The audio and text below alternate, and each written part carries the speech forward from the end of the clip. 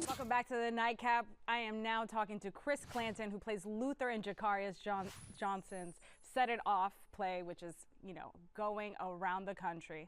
And I didn't recognize him when I met him yesterday because he's got the shades on, but he also played Savino from The Wire, one of the most iconic shows of all time.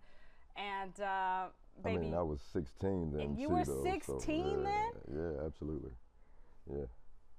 First season, I was 16 years old. And you were from Baltimore, Yep. from these streets, portraying something that you are very familiar with. Yeah, absolutely.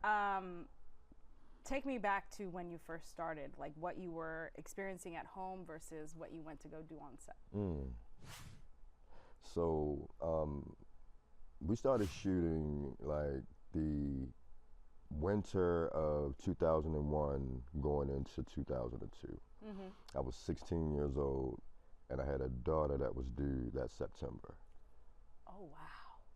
So my life was chaotic. Yeah, to say the least. I grew up back home is Park Heights, West Baltimore.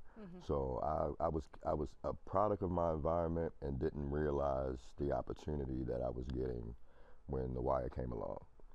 Were you just, because I know you were just an extra in the courtroom, right? The very first episode, I was just an extra in the courtroom. And you really saw that. You were happy for your boy.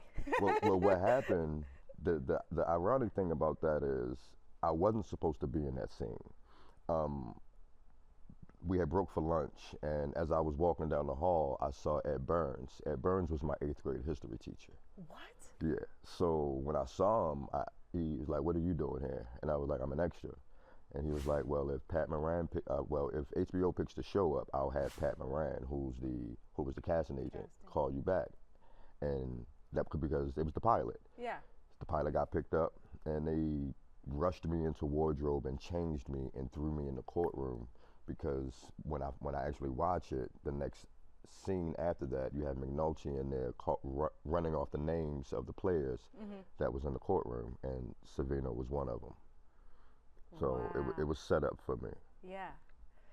So for people who are unaware, after this first season makes it, you end up getting in trouble yourself. I went to prison.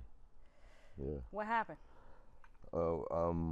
Like I said, my parents didn't really know what was going on. I was a kid. I didn't really know what was going on. So we didn't go out and get an agent and start shopping me. You didn't know that this was a potential career that you could make? Had no idea. Yeah. Had no idea.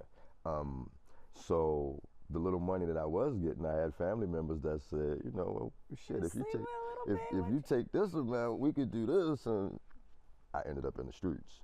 And got locked up and sentenced to 5 years and did 3. And I came home just in time for the very last season. Did you think that in any realm that they would allow you back in the show? Not. It was the furthest thing from my mind, but I tried it. Yeah. And I called Ed Burns. You called? I called Ed Burns, sure. I called him and I asked him. I told him, I said, I know you guys probably know, what happened to me. I was locked up. And he said, I'll never forget, he said, you're the stupidest kid on the face of the earth. I gave it to you. And How the fuck did that feel? I felt little. I felt little. He said, I gave it to you. Like, what you had thousands of people audition for. And I gave it to you, and you threw it away. Wow. But HBO's given us 10 episodes for the final season, and I'll bring you back to close the Barksdale storyline. And he brought me back. You really did end the Barksdale storyline. Yep. Well, I guess Omar did, but yeah.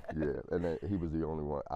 My character in the last season was the only one Omar got a chance to really kill. Yeah. Before he got killed. Yeah. Which, spoiler alert, but if you haven't seen The Wire, baby, you wait too late. It's been 20 plus years. 20-something years, yeah. All right, you stay right there. We've got more with Chris Clanton after the break.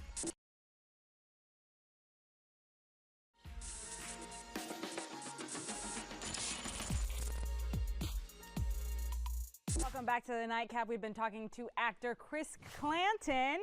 been reminiscing about your days as Savino on The Wire and what it was like juggling your home life while also, you know, playing a character on probably the most legendary show of all time. Yeah, Some people. If not the most like, yeah. So many people say it as it's their there. top. It's there.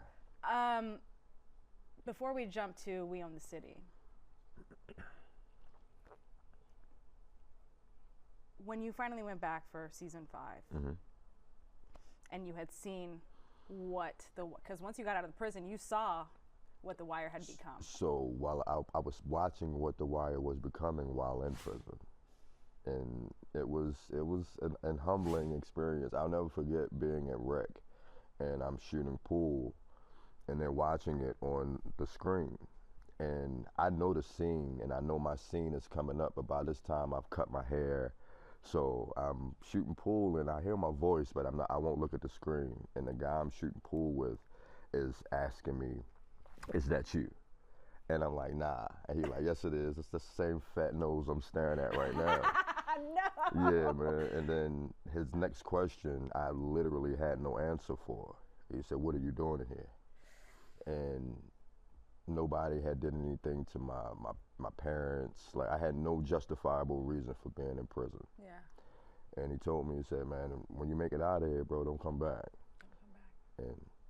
And then you get home, you call Ed, and he's like, "You're the stupidest." Yeah. So 2 lessons back to back, and you're like, "All right, I'm staying out." Have you stayed out? I've gotten into a little trouble here and there, but I've stayed out of prison. Yes, absolutely. That is not what I'm asking, and you know that's not what I'm asking. I've stayed out of trouble. Do you think it's too difficult to get that life out of you, even if you make it? Is there an adrenaline rush to it? Is it just because it's everything that you know? I've been in survival mode since I was 16. You know what I'm saying? So it's like my patience, because this business is really tricky, and you know, you might have a job today and be working for 6 months straight, and then that show's over with, and then you got nothing. Yeah. So I've always, like I said, I've been in survival mode since I was 16. So if something stops, I have to keep something going. Yeah. So until I get that role, you got to figure something out. I got to do what I have to do. I have to do what I have to do. Yeah. All right. Well, you played a very different character on We Own the City. I played a cop. You played a cop. Yeah. How was, you know, doing that, embodying? That was fun.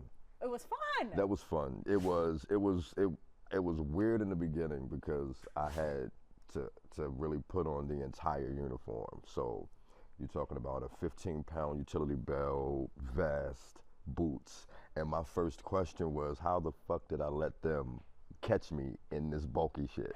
Like, it's way too heavy. It's just way too heavy. How did I let them catch me in this? Yeah. But it was like, you know, it was fun. It was something different, and joining the family that I was with 20 years prior, because it was all the same writing team. It was all the same people, from wardrobe to makeup. So it was like a family reunion. It was like a family reunion, and we were all, the characters that they brought back were back in a different capacity. Yeah. We were all law enforcement, so it was funny. It was funny.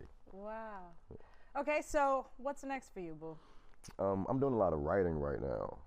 I'm writing, yeah. I'm doing a lot of writing right now. I wanna be seen for all of my talents. So I'm in my bag.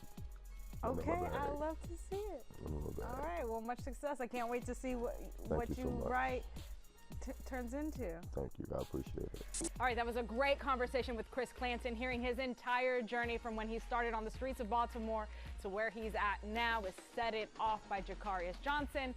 And baby, y'all saw Felicia Snoop Pearson. Well, tune into tomorrow, because that's when we're going to talk to her about what she's been up to in her journey and to where she's at now. Cheers to you. See you guys next time.